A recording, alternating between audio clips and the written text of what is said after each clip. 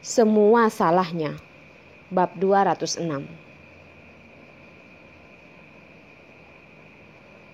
Rena melihat keadaan yang begitu kacau, merasa bersyukur di dalam hati. Pada awalnya, dia mengira bahwa identitasnya sudah akan ketahuan. Tetapi siapa sangka jika Tuhan membantunya. Tiba-tiba muncul sebuah masalah. Dia berjalan selangkah demi selangkah, meninggalkan kerumunan tersebut. Ketika sudah hampir berhasil keluar, berakhir dengan jalannya yang ditahan oleh kepala pelayan.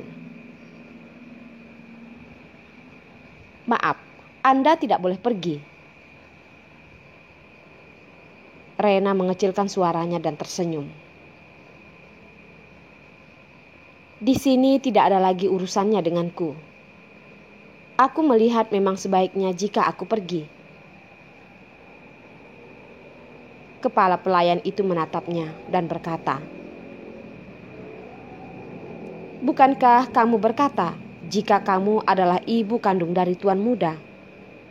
Tuan Muda sekarang mengalami kecelakaan. Anda masih bisa berkata jika tidak ada hubungannya dengan Tuan Muda?" Pada saat itu, dia juga mendengarnya bahwa wanita ini memang perlu diragukan. Rehan yang juga mengikuti manajer mengusir kerumunan tersebut tanpa sengaja mendengar perkataan kepala pelayan dan dengan dingin mengucapkan satu kalimat, "Bawa wanita ini ikut ke rumah sakit. Kita bisa sekalian melakukan cek DNA." Semuanya sibuk membawa Ken menuju rumah sakit. Ruang gawat darurat tidak mengizinkan seorang pun untuk masuk, membuat semua orang menunggu di koridor. Yuki merasa hatinya hancur. Air matanya tidak bisa berhenti sama sekali. Sama sekali tidak bisa duduk dengan tenang. Kakinya terus melangkah melihat keadaan di ruang gawat darurat.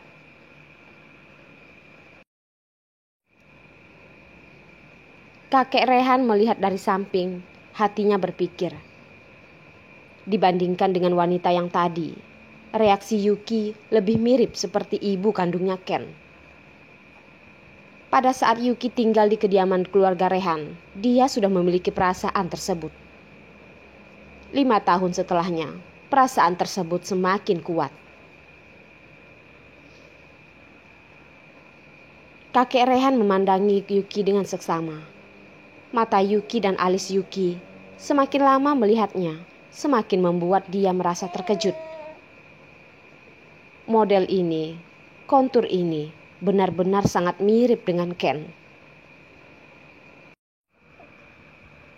Terutama bagian mulut bawahnya dan dahinya, benar-benar sangat mirip dengan Ken.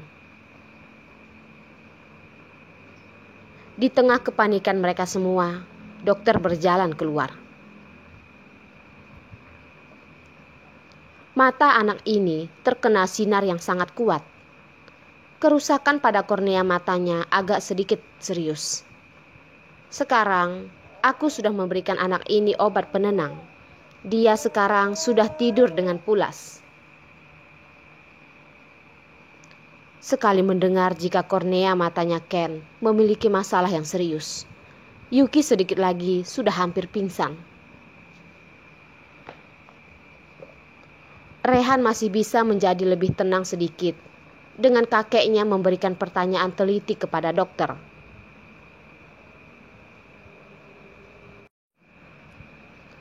Dokter menenangkan mereka.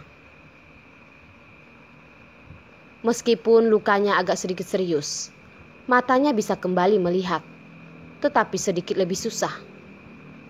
Matanya bisa atau tidak kehilangan indera penglihatan. Masih membutuhkan pengobatan dan pemeriksaan lebih lanjut.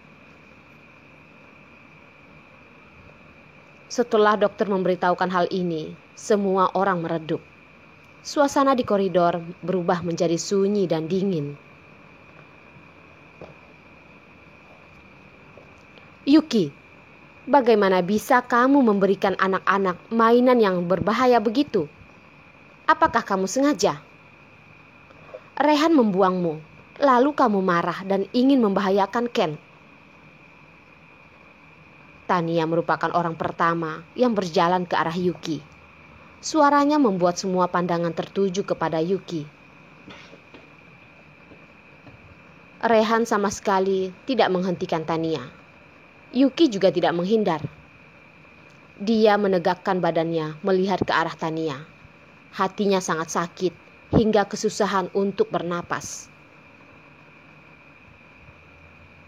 Semua ini merupakan kesalahan Yuki.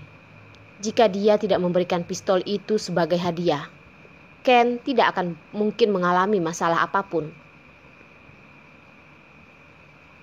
Bagaimana bisa pistol itu mengalami kerusakan? Yuki sampai sekarang tidak bisa memikirkan alasannya. Hatinya terasa sangat sakit. Setiap kali dia bernapas, terasa sangat menyakitkan. Pada saat Tania melihat Yuki masih tidak juga berlutut, berniat untuk kembali menyerang Yuki. Tetapi Rehan datang dan memegang lengannya dan menghentikannya. Sudah, cukup. Rehan melihat tatapan mata Tania yang terlihat sangat dingin. Kemana perginya rasa kasih sayang dan hangat tunangannya? Tania mendinginkan kepalanya sebentar dan melanjutkan pertanyaannya. Yuki sudah melukai Ken dan aku ingin memberikannya pelajaran. Apakah aku salah? Mengapa kamu menghentikanku? Apakah di matamu satu mantan pacarmu tidak lebih penting daripada anakmu? Pada saat Rehan sedang bertengkar dengan Tania, Rena berpikir untuk diam-diam pergi dari sana. Membuat wajahnya sedang merasa rasa sakit, berkata kepada kepala pelayan, "Perutku sakit, bisakah aku pergi ke toilet sebentar?" Toilet tepat berada dekat dengan ruang gawat darurat. Merasa dia tidak akan melakukan masalah besar. Kemudian, kepala pelayan menganggukkan kepalanya.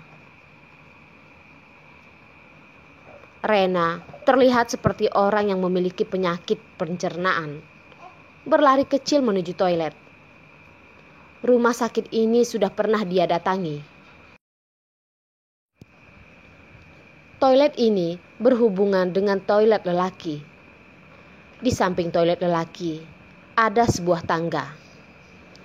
Jika dia bisa pergi ke teras toilet lelaki, maka dia bisa kabur menggunakan tangga itu.